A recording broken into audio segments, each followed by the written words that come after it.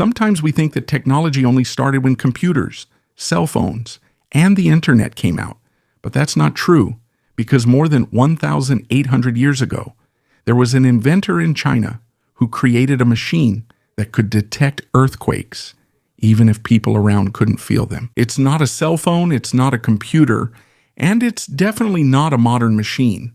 It's a large bronze vessel with dragons on the sides and frogs at the bottom. It looks unusual, but it's not just a decoration. It's said to be an ancient earthquake detector.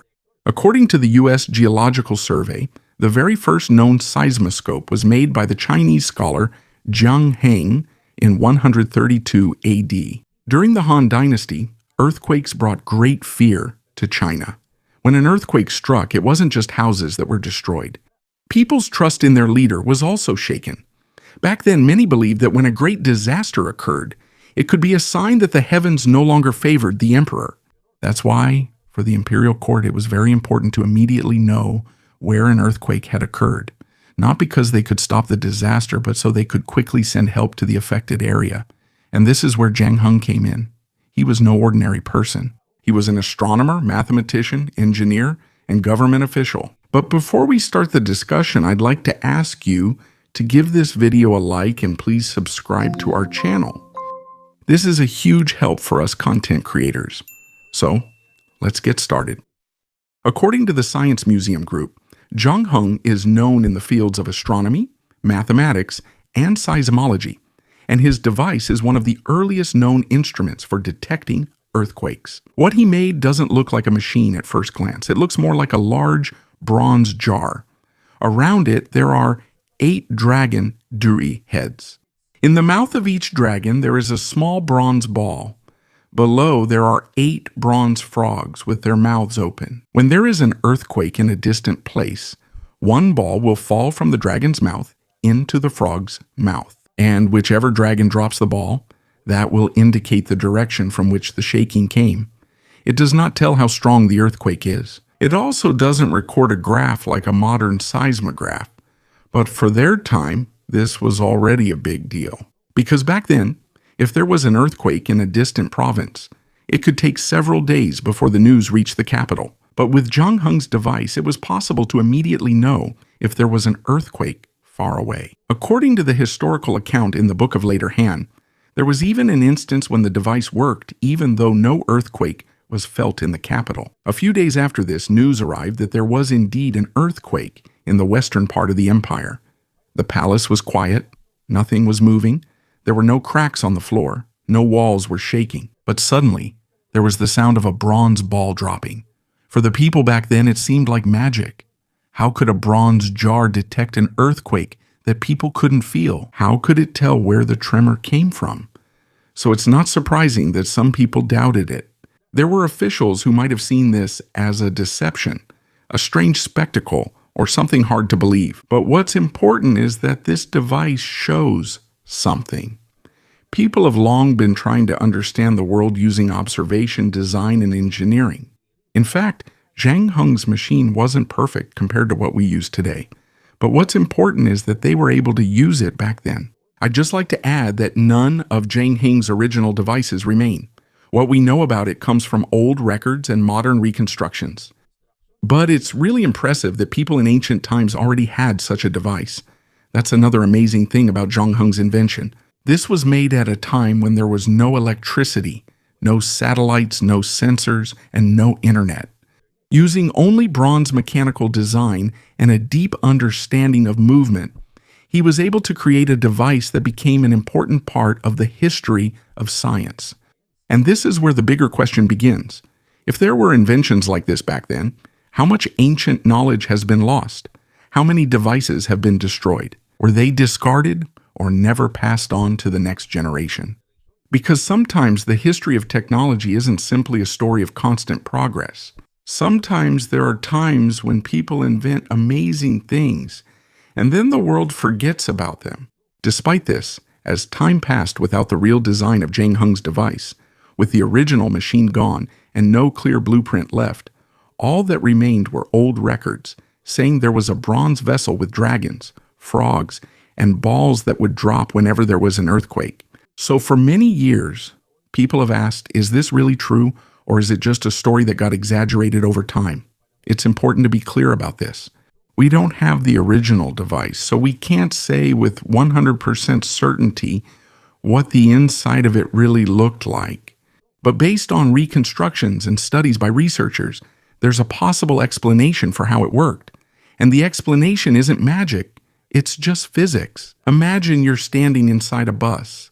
When the bus suddenly stops, your body pushes forward and you move ahead even if you don't want to. That's because the vehicle you're riding suddenly stopped. That's the simple idea of inertia. Objects tend to stay in the same motion or position unless another force disturbs them. The same principle could apply inside Heng's seismoscope. Inside the large bronze vessel, there might be a heavy part hanging or standing upright, like a pendulum. So when a faint vibration from a distant earthquake arrives, the body of the vessel might move slightly. But the heavy pendulum inside, because of inertia, won't immediately move along. That's where a small difference in movement occurs. It's just a small movement, but enough to push a lever. When the lever moves, it will activate the mechanism in the mouth of a dragon.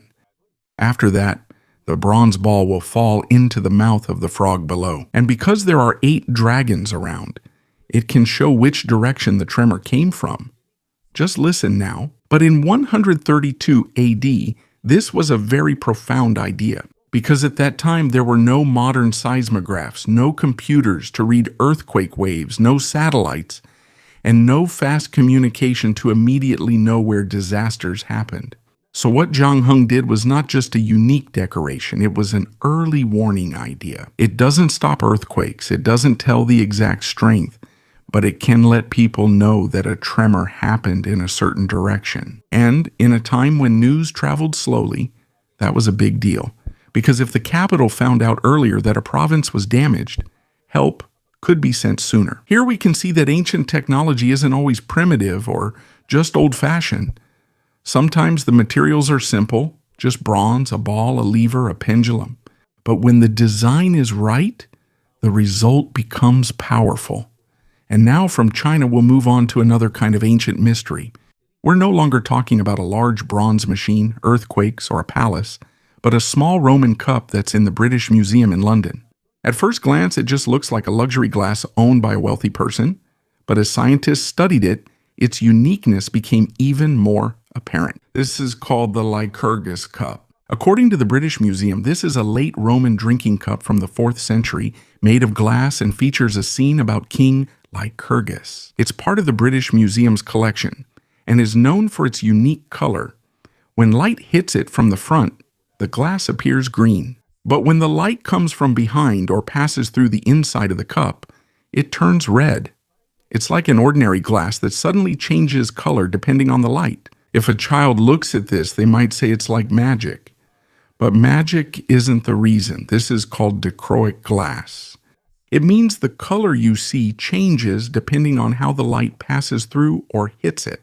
And this is where the Roman cup becomes even more amazing, because its secret lies in the extremely tiny particles mixed into the glass. According to studies mentioned at the British Museum, there are gold and silver particles inside the glass of the Lycurgus cup. But these are not large pieces. They're not large metal pieces visible to the naked eye. They're extremely small. They're at the nanoscale. To make it easier to understand, think of a strand of hair, then divide that into many smaller pieces. The particles in glass are much smaller compared to a strand of hair. Because they're so tiny, they have a unique effect on light. When light comes from a different direction, a different color appears. That's why it looks green from the front. But when light passes through the glass, it turns red. It's like the cup has a secret switch. But the switch isn't a button. The switch is the light itself. The most surprising thing here is that this isn't just paint. It's not a simple color applied on the surface. The color actually comes from the way tiny metal particles are mixed into the glass. And because the effect is even throughout the cup, it shows that what happened wasn't just a simple accident. It's not like a coin just accidentally fell into the molten glass. It's more likely that Roman glassmakers knew something about the special way of mixing materials, even if they didn't use the modern term nanotechnology. It doesn't mean they had microscopes like the ones we use today. It also doesn't mean they understood the science the way modern scientists do. But it's clear that they had practical knowledge. They knew that if the mixture was right, the heat was right, and the process was right, the glass would have unique results. That's what we often forget about the ancient world. Even if they didn't know all the formulas we know today, many of them were skilled in trial and error. They kept trying the materials over and over again. They paid attention to what changed. They remembered which mixture worked, and they passed the technique on to the next artisan. That's why the Lycurgus cup is not just a beautiful glass. It's evidence that there were ancient craftsmen with an extremely high level of skill. They were able to create things that even modern people would stop and ask how they managed to do it. And what's even more interesting is that the idea behind this cup is connected to modern science. Today, scientists use the behavior of tiny metal particles with light for various technologies, including sensors and medical research. This means that something once used to impress guests at wealthy banquets is now helping to inspire ideas in modern science. That's what's unique about ancient inventions. We sometimes see it as mere art or decoration, just a show for the rich. But when science uncovers the secret, we see that there's real engineering behind it. Heng's seismoscope shows how ancient China used motion and inertia to detect earthquakes. The Lycurgus cup, on the other hand, shows how Roman artisans used extremely tiny particles to control the color of light. They come from different worlds. They have different purposes. One is for disasters. The other is for luxury and display. But both of them show something. Ancient people were not stupid. They weren't just blindly guessing in the dark. Some of them patiently observed, experimented, and created things that went beyond what we would expect from their time. And if they could understand the movement of the earth and the play of light on glass, it's only natural that another question would follow. If this kind of knowledge existed back then, is it possible that there were also people who saw another kind of force? A visible force, a force that cannot be seen by the eye, but you can feel it when it flows through metal, the force we now call electricity. But there is one thing about ancient technology that we need to be careful about. Not all mysterious things should be believed right away. When an artifact is unusual, it's easy to make up exaggerated stories about it. Sometimes people immediately claim that it's evidence of a lost, advanced civilization. They sometimes claim electricity was already used for secret purposes back then. In this documentary, we won't just follow the hype, we'll look at what the evidence can really support. And this is where one of the most controversial ancient objects comes in, found near Baghdad, Iraq. Many people call it the Baghdad battery. It looks simple, a small clay jar. Inside there's a copper cylinder, and in the middle there's an iron rod. When you hear that, it seems similar to a basic battery. There are two different metals and you can put a liquid inside. So when some researchers first talked about this, someone suggested that maybe it was used to produce a weak electric current. According to some reports about the artifact, it was discovered in 1936 and is commonly associated with the Parthian or Sasanian period. But until now, its real purpose is still uncertain. This is where the big question started. If it could generate electricity, what was it for? There were no cell phones back then.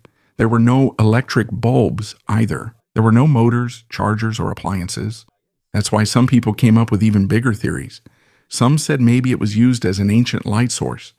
Others said maybe it was used in temple rituals. Some said maybe it was used to scare people, to make it seem like the priests had power.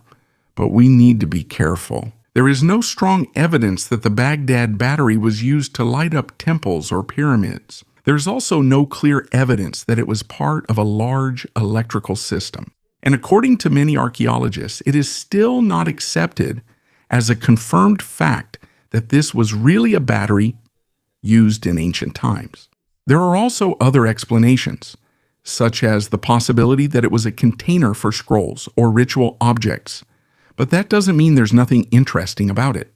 Because if you make a replica using two different metals and An acidic liquid like vinegar or lemon juice, it can produce a weak voltage, not strong. It's not enough to light up a house, it's not enough to run a machine, but it's enough to show that a simple chemical reaction can produce an electric current. To make it easier to understand, think of a toy flashlight with a weak battery. There's still light, but it's very dim. That's the kind of power we're talking about here. So if this is a battery, it's not evidence of an ancient electric city.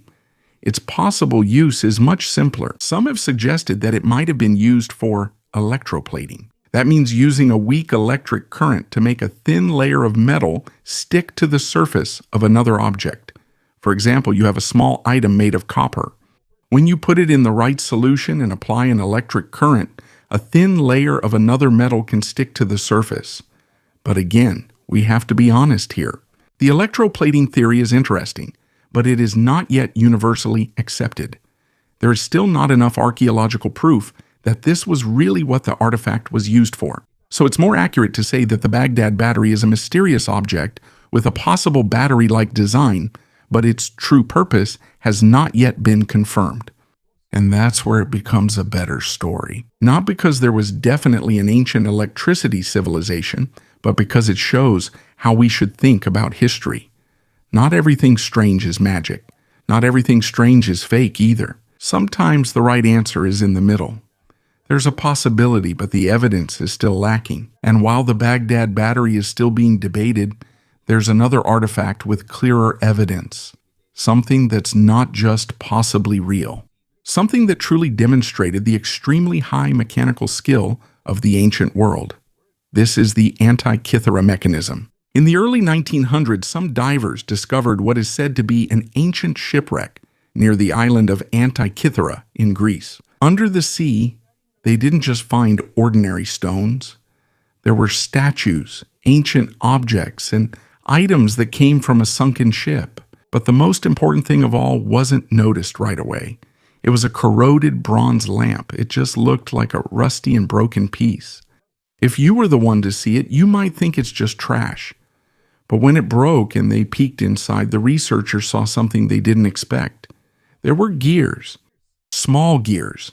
This wasn't just an ordinary piece of metal. It was a machine, and not just any machine. According to modern studies, the Antikythera mechanism is an ancient Greek hand-powered device used to calculate the movement of the sun, the moon, and astronomical cycles. Many researchers also call this the very first known analog computer.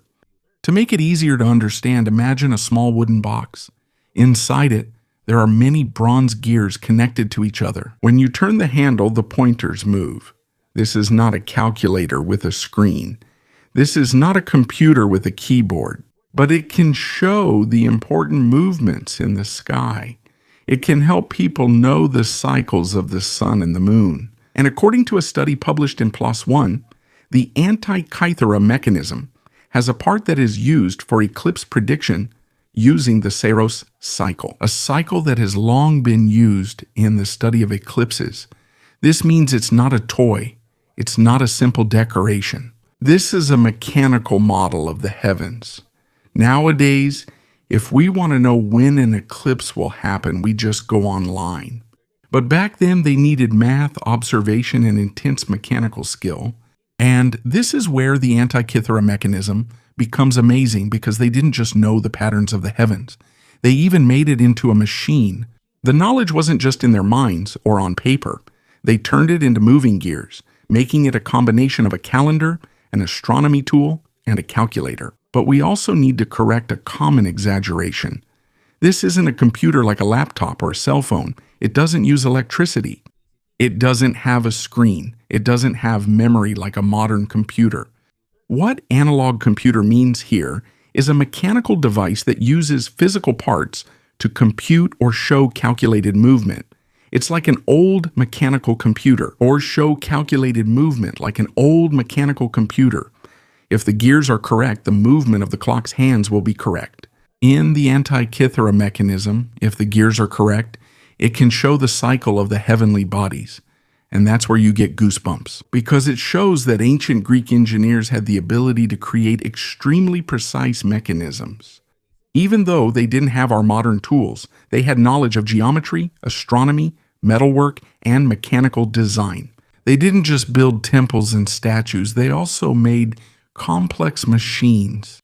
And what's even sadder is that this level of gear technology seemed to disappear for a long time, not because people lost their intelligence, but because knowledge can easily be lost. When the workshops were destroyed, the teachers disappeared, the records were lost, or the cities funding these projects collapsed, the entire tradition of making could disappear. That's why sometimes the history of technology doesn't always go upward. There are times when it rises, times when it falls, and times when it gets buried under the sea, waiting for thousands of years before being seen again. But ancient engineers didn't just use mechanics in astronomy. In other parts of the ancient world, there were machines made not to compute eclipses, but to seem miraculous to people. This is where Hero of Alexandria comes in. Hero was a Greek engineer and mathematician who lived in Alexandria in the 1st century AD. He is known for devices that use air, water, heat, and pressure. In his book Pneumatica, he described various machines that work using these forces. According to studies about Hero's machines, some of his devices use fire, air pressure, water, and simple mechanical systems to create automatic movement. One of the most famous ideas associated with him is the automatic temple doors. Here's a simple explanation. Imagine a large temple. Heavy doors are at the front. A priest approaches the altar, prays, and lights a fire. After a few moments, the doors slowly open, even though no one is touching them. For the people back then, it seemed like God accepted their prayer. But in reality, there was a hidden mechanism underneath. When the altar heats up, the air inside the sealed container also gets hot. As the air heats up, it expands and pushes the water into another container. As the container fills with water, it gets heavier. Because of the weight, it pulls the rope and pulley attached to the door. That's why the door opens. When the fire goes out, the air cools down, the water returns to its original container. The weight becomes lighter again, and the door slowly closes. In the eyes of an ordinary person, it seems like a miracle, but behind it, the process is simple. Fire, heat, air, water, weight, rope, and pulley. Those are what make the door move. And Hero didn't just make automatic doors. He also created an early version of the vending machine. It didn't dispense soft drinks or food. It dispensed holy water in the temple. When a person dropped a coin, it would fall onto a small lever. Because of the weight of the coin, the lever would move and the valve would open. Water would come out. Afterwards, when the coin slid into the container, the lever would return and the valve would close. It's simple, but very clever. It's like calling it an old coin-operated machine. This shows that even back then, people were already thinking about how to make machines that could operate on their own. But Hero's most famous invention is the aeolipile. It's a hollow metal ball that spins using steam. This is how it works. Water is heated underneath. When the water boils, it turns into steam. The steam enters the metal ball and comes out through 2 curved nozzles. As the steam comes out, it pushes the ball to spin. It's like a balloon that's released. When air blows out in one direction, the balloon moves in the opposite direction. The same thing happens with the aeolipile. Because of this, it's often considered an early idea connected to the steam engine. But we need to be clear. This is not a steam engine like the ones used in trains and factories during the Industrial Revolution. It doesn't pull heavy wagons. It doesn't operate large machines. It's more accurate to call it an early demonstration of steam power. It showed that heat and steam could create motion, but it wasn't used for heavy work yet. And this is where the big question comes in. If they already knew about steam power, why didn't the Industrial Revolution start in ancient times? The answer is not because they lacked intelligence. There are many reasons why it wasn't practical yet. First, it was difficult to make strong and safe metal parts for steam pressure. If the metal is weak, it can explode. If the seal isn't good, the steam will escape. Second, you need a lot of fuel to heat the water. You need wood, charcoal, or another source of heat. Third, there needs to be a clear reason to use it for big tasks. Back then, there were water mills, animal power, human labor, and slavery. Because of slavery, Many rich people didn't have to spend on expensive and risky machines. If there are people or animals who can do the work, why use a complicated steam machine? It doesn't mean that slavery is the only reason, but it was a big part of the economic system back then. So Hero's Aeolipoli is not proof that the Roman Empire almost had trains. It's more accurate to see this as an early spark. People already saw that steam could create movement, but the world wasn't ready yet to turn that idea into an industry. And this is where we see the big lesson. Invention isn't just about intelligence. Even if the idea is good, you still need the right timing, the right materials, the right tools, the right economy, and the right reason to use it. This is also the lesson with other ancient tech. Zhang Heng's Seismoscope shows that ancient China was capable of making a device to detect earthquakes. The Lycurgus cup shows that Roman artisans were able to make glass that changes color because of tiny metal particles. The Baghdad battery is a reminder that not all mysteries should be treated as fact because its true purpose is still uncertain. The Antikythera mechanism is clear evidence that the ancient Greeks were capable of making complex gear systems for astronomy. And the machines of Hero of Alexandria show that even back then people already had ideas about automation, vending machines, and steam-powered motion. The most important point is this: progress is not always continuous. Just because something has been invented by humans, it doesn't mean it will immediately change the world. Sometimes inventions come before their time. Sometimes they are not fully utilized. Sometimes knowledge is lost because it is not passed on to the next generation. That's why we shouldn't underestimate the ancient world. They didn't have cell phones or computers like we do, but they also weren't simple people who only relied on guesses. Many of them knew how to observe, experiment, and create machines using the materials they had. And that is the real lesson of these artifacts. Intelligence didn't start with us. People have long been searching for ways to use the earth, water, air, heat, light, metal, and stars. But knowledge must be preserved.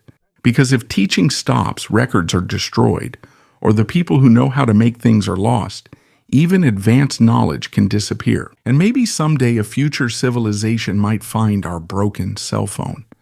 No more battery, no more signal, no more internet. They'll look at it and ask, what is this? Is it a mirror? Is it a toy? Is it a ritual object? Or is it evidence of a civilization that once could communicate with the whole world using a small object in their hand? That's when we'll understand the true value of knowledge. The most important invention of man is not just the machine, but the ability to pass on knowledge to the next generation. If that is lost, no matter how advanced we are today, our world could become a mystery someday.